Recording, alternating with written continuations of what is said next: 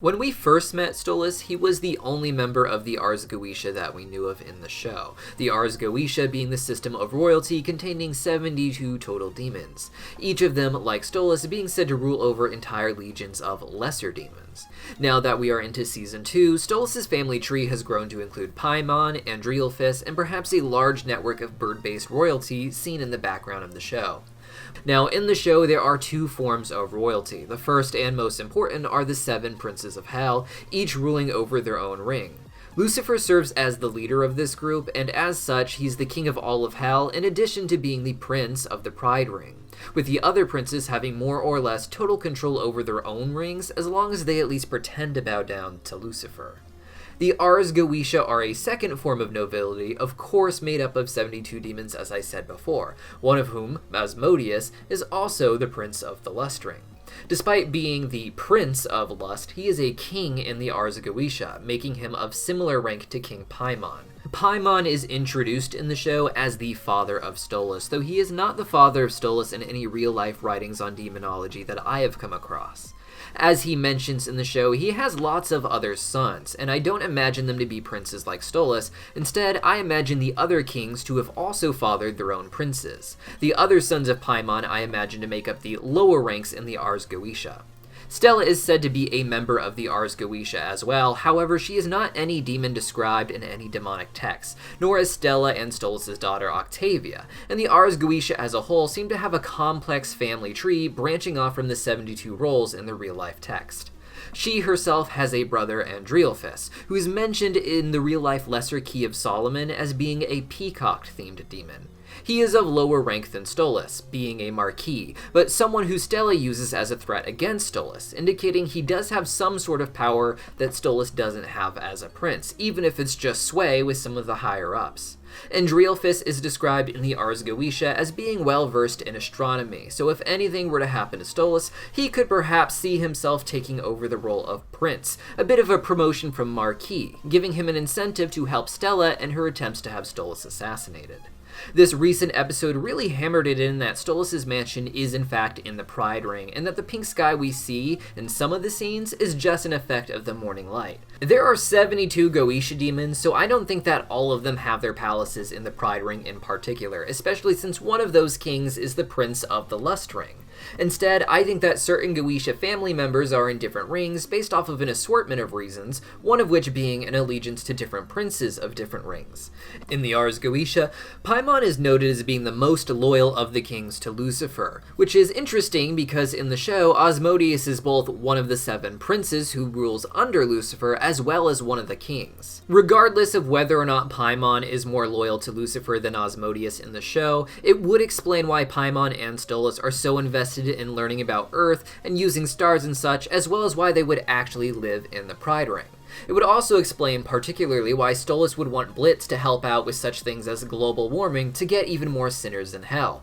as all of the sinners go directly to Lucifer and not to other princes like Asmodeus. We know that Imp City was established in 1981, which is not that far off from whenever Stolas seems to have been born, though we don't know what age he was in this 25-year flashback. Regardless, it seems to me like the city was established largely to be ruled over by Stolas, as real-life writings describe the Ars Goetia as each ruling over legions of lesser demons. This would explain why imps in particular are seen serving him at the palace as well.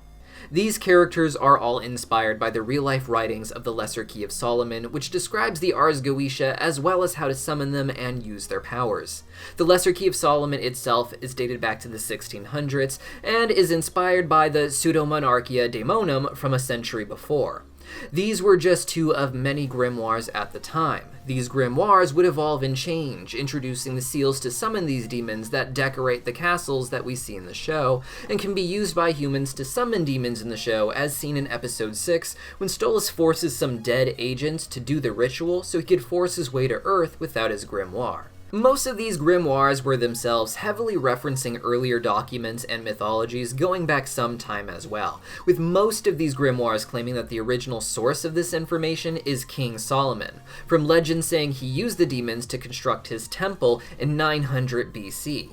There is no evidence he did write on these particular demons, however, nor is there any mention of him using demons to construct his temple in the Bible, which is explained in quite a bit detail there. The Lesser Key of Solomon and other grimoires like it are attributed to him the same way that most books of the Bible are attributed to a certain author that were not actually written by them, but instead are used as a sort of call of authority to make it seem more believable. Helping with this was the fact that some of the demons named in the Ars Goetia had earlier roots in the Abrahamic religions, such as Asmodeus himself, who is well known from a secondary canon Jewish text called the Book of Tobit, believed to date back to 200 BC. Other demons such as Stolas and even Paimon, however, don't have as much history behind them, with the earliest mention of both of them that I could find being these demonic grimoires from the last millennium, as opposed to mentions in the Bible or other texts of that time.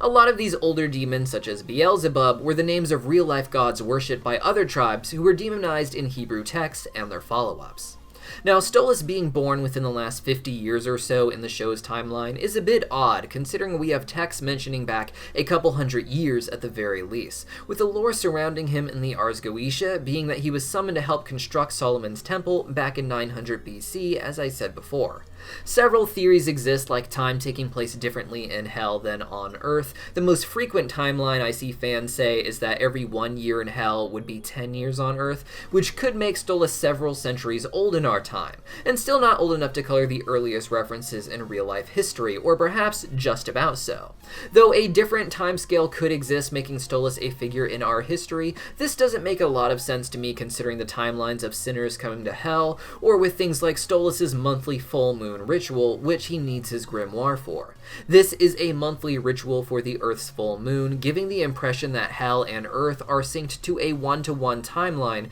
considering full moons happen about once a month on Earth, and Stolas needs his grimoire once a month from Blitz to do the rituals. Stolas' monthly Instagram posts also coincide with the real-life full moon, which often show him either enjoying his monthly visit from Blitz or trying to deal with the lack of Blitz after their falling out in episode 7.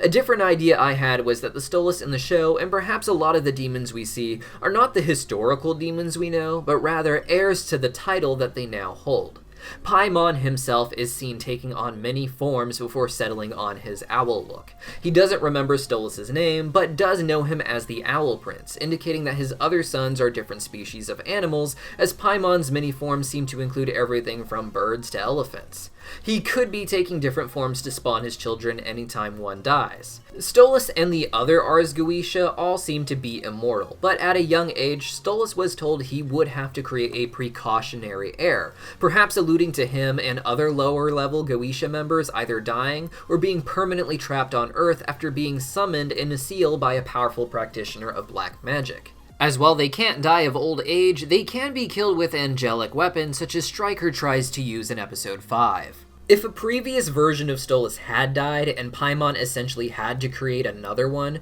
creating a precautionary heir like Octavia would likely not be permanent, but just someone to do Stolas' job until another Stolas can be spawned and raised by Paimon, perhaps. That being said, in the actual Ars Goetia in the show, the demons tend to be primarily bird-themed. Stolas in the Ars Goetia is described as an owl, but other demons such as Asmodeus have wildly different forms, such as Asmodeus having the head of a human, a bull, and a ram. In the show, these elements are retained as 3 faces of Asmodeus, but his actual form is that of a rooster, yet another bird, with concept art showing that they were trying to give him traits like Stolas, such as his feet, despite him not being described as a bird in any sort of demon text in real life that I know of. The Ars Goetia we see at Stolas' and Stella's not-divorced party all seem to be birds as well, but with Asmodeus being able to allude to his real-life descriptions and also be depicted as a bird, I imagine much of the Goetia will do the same, each still being bird-themed, but perhaps having references to body parts or alternate forms or other animals such as the ones Paimon's transforming to that their real-life depictions talk about. But what do you guys think? Leave a comment down below, and while you're down there, maybe consider using that join button if you want early access to more deep dive theories like this one. We already have one up discussing the real-life history of Lucifer and whether or not he's the serpent from the Garden of Eden. See you guys next time!